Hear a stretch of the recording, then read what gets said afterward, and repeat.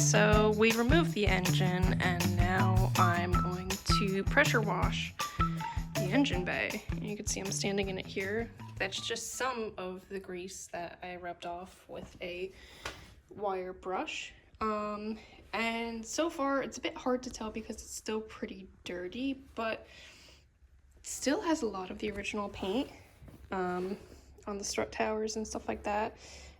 The frame rails up front, the trans cooler lines, those were great because that helped keep this frame rail nice and oiled. So that one's in pretty good shape. This one, you could tell I had coolant leaks from the upper and the lower radiator hose over the years. So, and I speculate that's primarily why this rail here rotted the way it did. There's a little bit of that over here on the driver's side, but it's not nearly as much. I think primarily what happened is when you're driving, you have coolant, you know, it's coming down here, it's going back here, and you can see the front core support is kind of crusty, and I have some holes here. That is probably factory cut, that is probably rot, so I don't really know what I'm doing with this yet. But I have a feeling very acidic coolant over decades is probably what ate into that metal.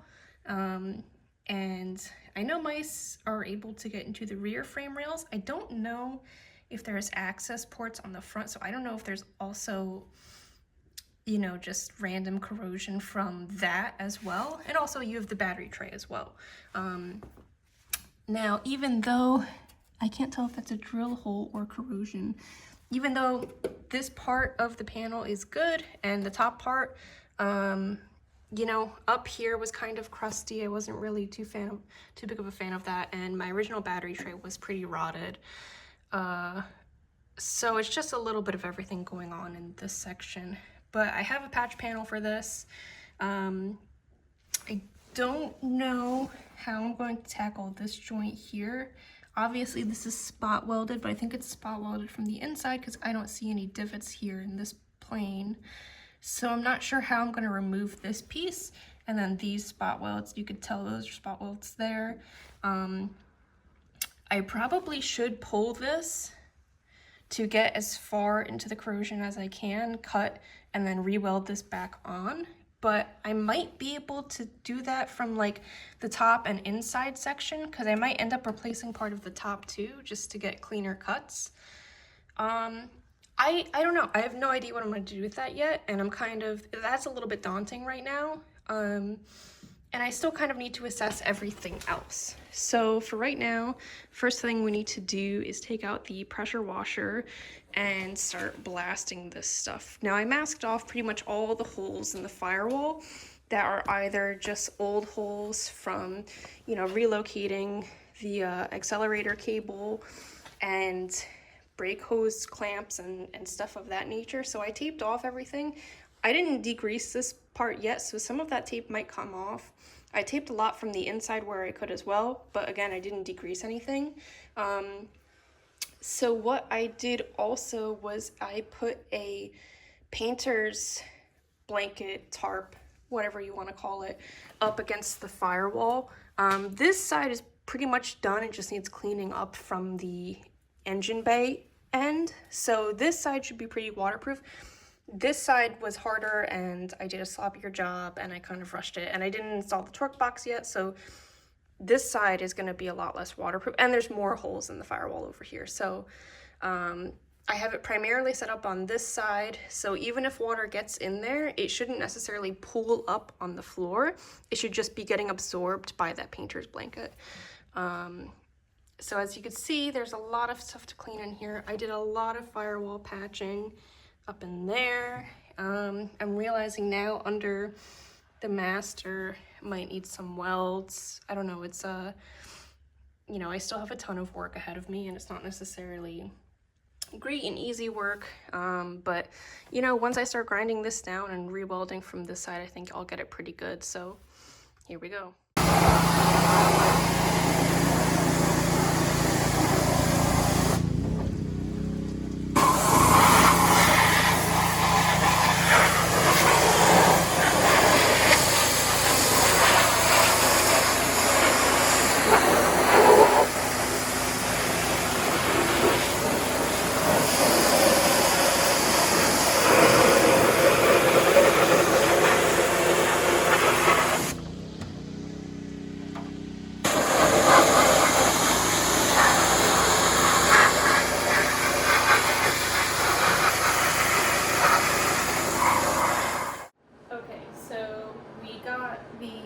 engine bay pressure wash. It's been drying in the garage for a week. I got a little sick, so I didn't make as much progress as I wanted to recently. But what I'm going to start with is, I'm going to start with assessing the rot on this car and the front frame rails. So one way to do it is, obviously we have this hole down here.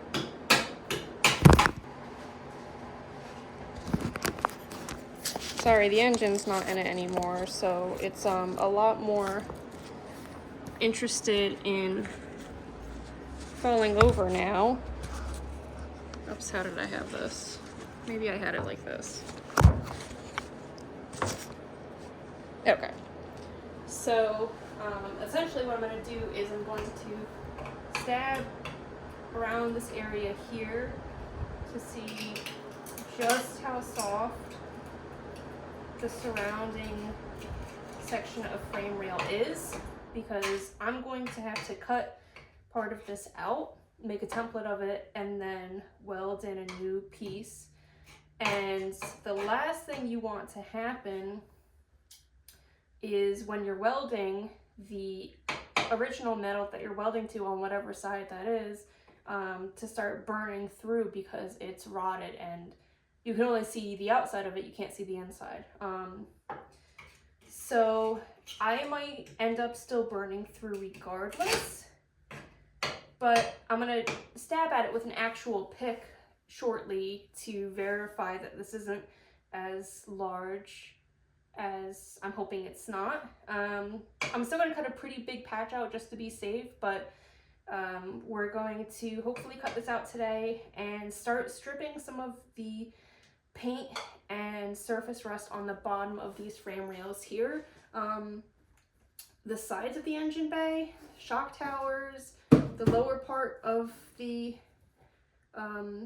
supports over here, they're pretty good. It's just original paint. It's pretty old, and I think mostly coolant leaks etched through the paint and, you know, got it to be surface rusty here. So the goal is to clean this whole section today.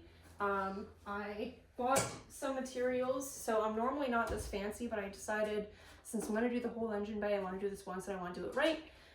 So I'm pretty sure I'm going to go with Eastwood everything, but for today I bought Eastwood self-etching weld through primer, because I'm going to be welding through, and when I enter the inside of the frame rail, I'm going to put some of this on there just to give the metal an extra layer in case coolant or water or what have you ever gets back in here again. It's not just sitting directly and making a chemical compound with the top surface of the metal. So we're going to spray a ton of this in here in both sides of the frame rails, weld the patch in, and then after that we're also going to do a pass of fast etch on the whole bottom side of the engine bay here. After I hit it with my angle grinder, and this is like my favorite angle grinder ever. I had a janky Harbor Freight one for the longest time, and that one was pretty good. But this one, what I like about it so much, especially if you're doing body work like I am, the head has a really nice reduction and it's really short and really stubby. So you can see here, you have the button, but all of this drops down immediately. Not all angle grinders are like this. So you can put, number one, you can put different size flap discs on this and still have, you know, the head of the angle grinder not interfere with stuff. But you can also use just traditional size stuff like this as well, and you're going to have a lot more clearance with this design. So I love this DeWalt. I also like that you can move the handle in two or three different spots on this thing, just because I'm left-handed, so a lot of tools that traditionally are no problem for right-handed people don't necessarily work for me. So let's get to it. Okay, so this is pretty wild. So I just bought like a head cam unit so that you guys can get a better angle of stuff I'm working on while I'm working on it, because with the car being so light and the engine not being in it anymore, nothing is stable anymore. And I also figured too, what kind of view is better than a first person view? So I'm I'm gonna use this stool here to hop in. Oh, step on the sway bar. I plugged in the angle grinder. I got my earmuffs on. I got my eye protection on. I got my gloves on. So we're pretty ready to go. This hole didn't really get much bigger, so I'm just gonna hit it really quick with the flap disc and the angle grinder, because sometimes you'll see the metal move inwards with, you know, the slight sanding and heat power of the angle grinder. So sometimes it might still be flexible enough that when you go to stab it, it's not gonna pierce through, but it might warp a little bit, and that'll tell me if that area is thin. So here we go.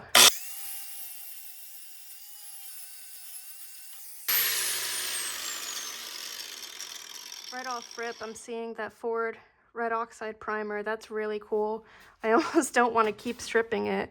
But I'm just gonna get back and down in here a little bit more just to clean like the forward 4 inches. Body, and take this handle off. Try to peek up through this opening here to get the bottom. I have no idea if you can hear my audio or if it's just gonna get drowned out by the angle grinder. This might not work. Okay, well, is it gonna work? Okay, maybe I'm gonna hit it from the top.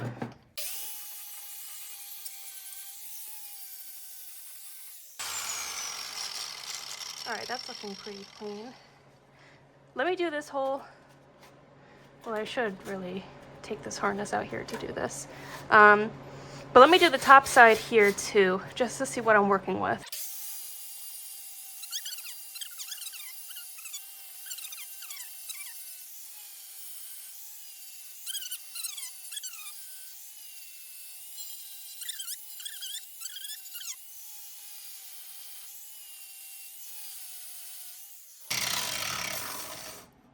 Okay.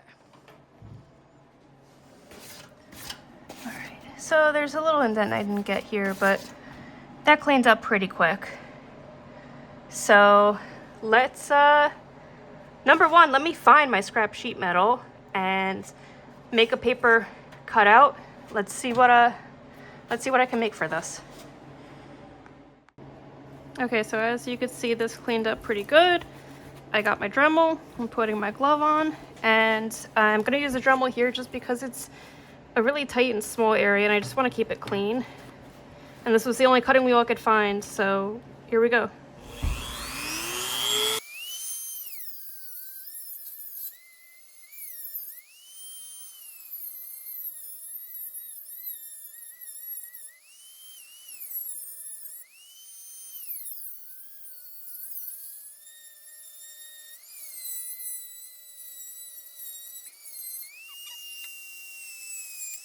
That.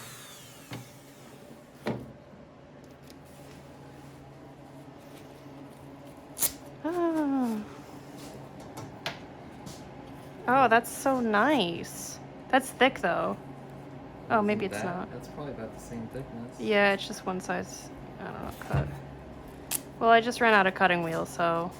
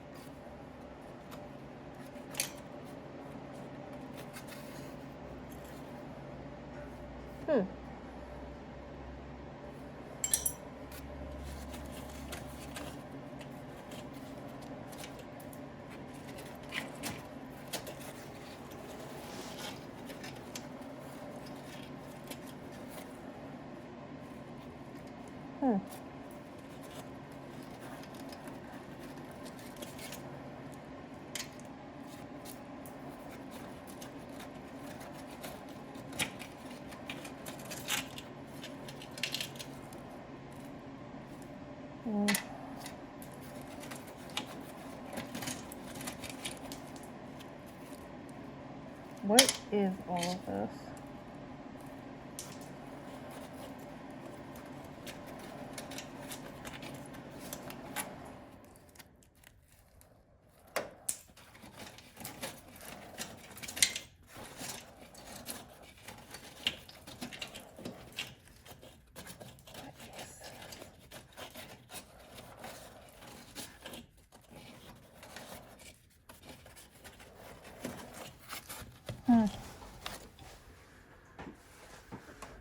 Okay.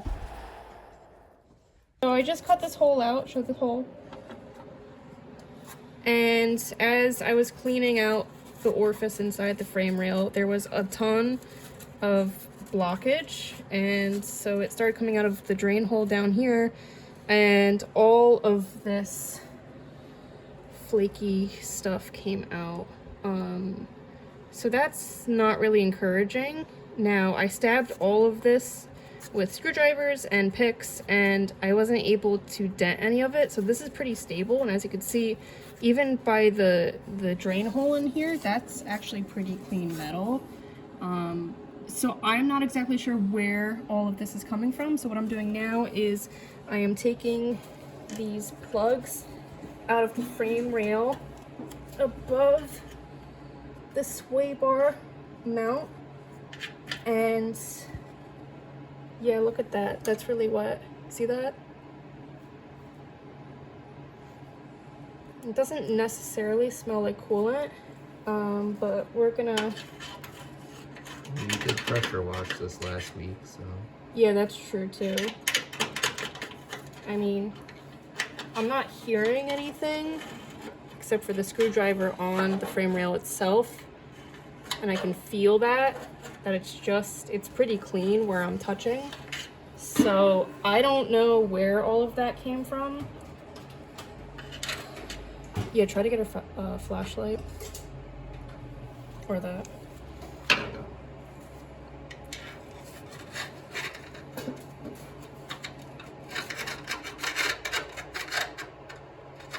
There's something over here I'm getting caught on, but that might be a weld for this connecting rail.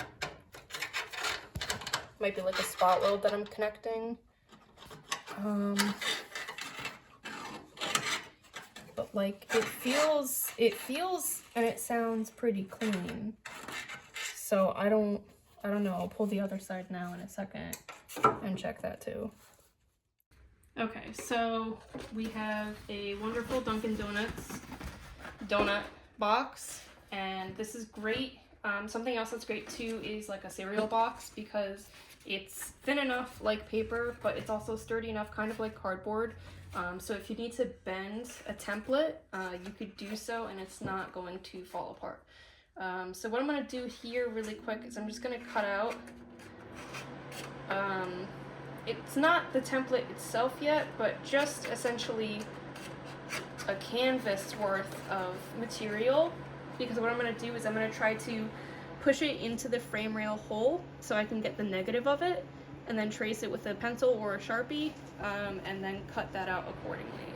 So I want it to be a little bit bigger than what I'm actually going to need, but not so much bigger that I can't put it in the frame rail compartment.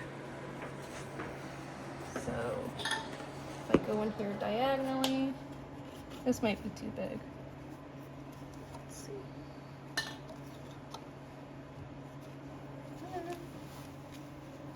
So it takes a few tries.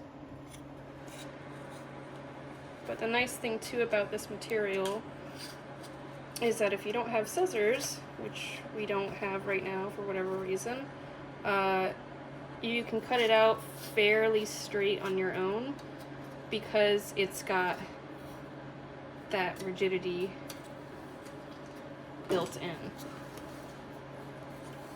So I'm going diagonally. We're going to use the drain hole here.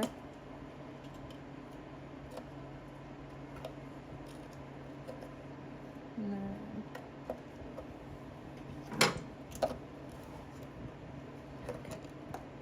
so you can see I got that pretty good. Thanks, Lee.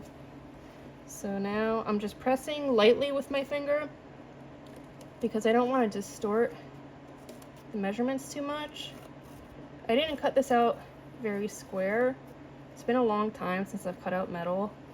And this is kind of a awkward corner, so it's kind of sloppy. And that's when a template is really important. Pencil's nice in this scenario too, because you can get the writing edge of it really close to the actual intersection itself. So I just cut this out here, or I'm sorry, I just drew this, pulled it out of the framework, and you can see here that this came out pretty darn accurate. So what I'm gonna do now is I'm gonna cut this out as detailed as I can, and then we're going to transfer this to our scrap metal here. And before we cut it out, I'll prep the surface again because it's been sitting outside for a little bit. So we'll prep this back up and running, draw the template out, cut it out, prep it to be welded in there. So I just finished cutting this out here, so you can see I used the negative of my template, and it's still rudimentary, but what I did was I just butted up a straighter corner because I'm cheap and I want to save time and use up as much of this metal as possible. So I just pushed this down to the straight edge, and it's okay if there are some gaps. This isn't going to be total perfection, and I'm not TIG welding this, so you know, we can make it work with MIG with this setup. But as you can see here, that's pretty much it. So what I'm going to do next is I like to file these down by hand and chamfer the edges with old school files. So I'm going to do this really quick, and then we're going to mock it up in here and we're going to see how it fits. Okay, so we cut this piece out, sprayed out some primer, found a ton of more rot hiding inside the frame rails. Both sides a little bit. Magnet tool like this helps to pull the rot out. But for right now, let's see. It's not perfect. It's been a long time since I've done this work. So unfortunately, I'm a little bit rusty. Oopsies, that's a pun. But you could see that should be good enough. So I think this should be dry enough that I can get the welder set up and hopefully start welding in the next 15 minutes or so. Okay, so primered that. I primered the back side of this. Now the welds, if they penetrate, they're still gonna burn through and the welds will be exposed. So if you're ever back in here again, you know, your welds are gonna be all surface rusted, but it's not gonna be getting directly exposed with water or hopefully anything else in here, so it should be fine. It's the best it's gonna get. You could also paint it through that bottom That's access true hole. too. Well, what I was actually thinking about doing was taking the fast etch at some point and getting like a pesticide sprayer or something, like a pump, and like spraying it and like injecting it through this hole so it'll convert, and when it adheres and bonds to the metal, it will release like a zinc phosphate top layer.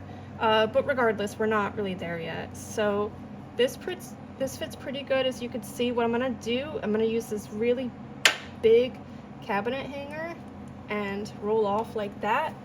And I have this brand new welding helmet here. It's a ESOP Sentinel.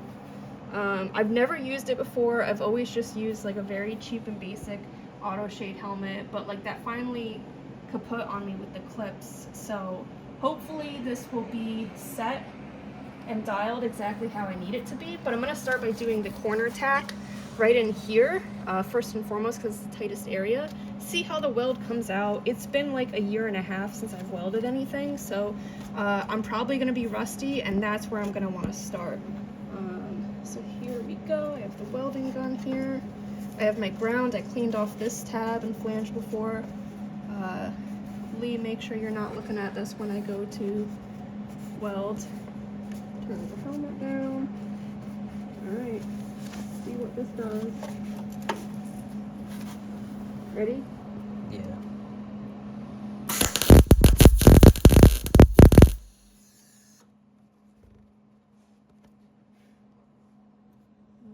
I think that burnt through a little bit. Alright. Maybe just turn down the heat a tiny bit, because this metal is probably pretty sensitive. But I'll go down to the other corner in a second now, see if I can get that better. Like I said, I'm pretty rusty right now, so it's gonna take some warming up. But I'm just getting tacks in.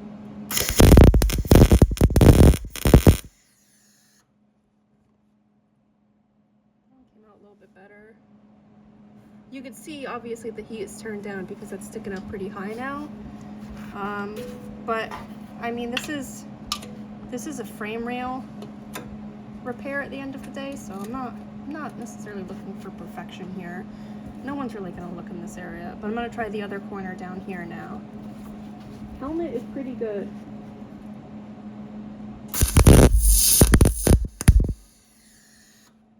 I lied. I tried up there. I don't think I got it lined up. No. I upped the power a little bit. Oh, you did? Yeah. Okay. Well, let me get over this sway bar. Yeah, that helps.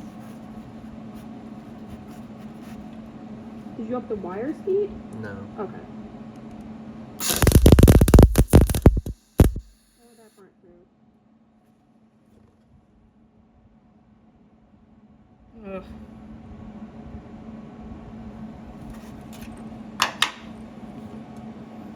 Oh boy. Should I just let it cool? That should be pretty cool. I lowered the power. So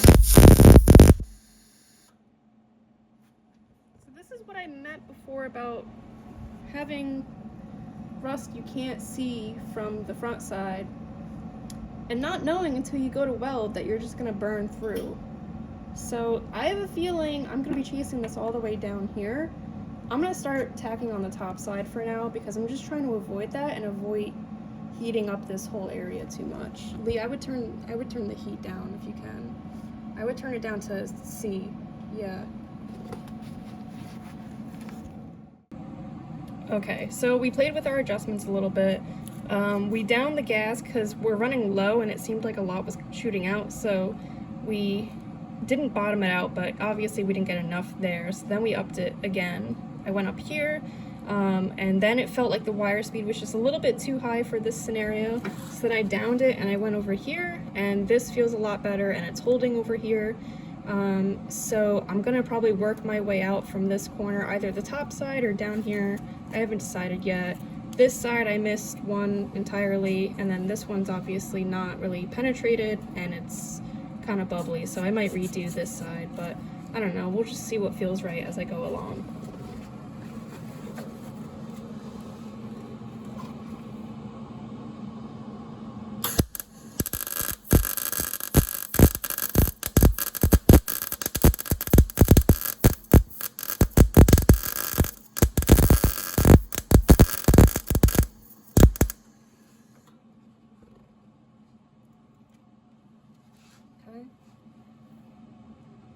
I didn't want to get that too hot.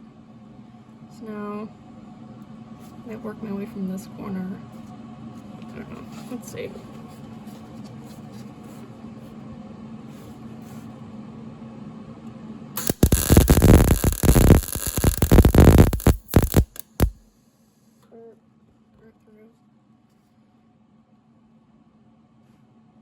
Settings will look pretty good though. Might go down here now.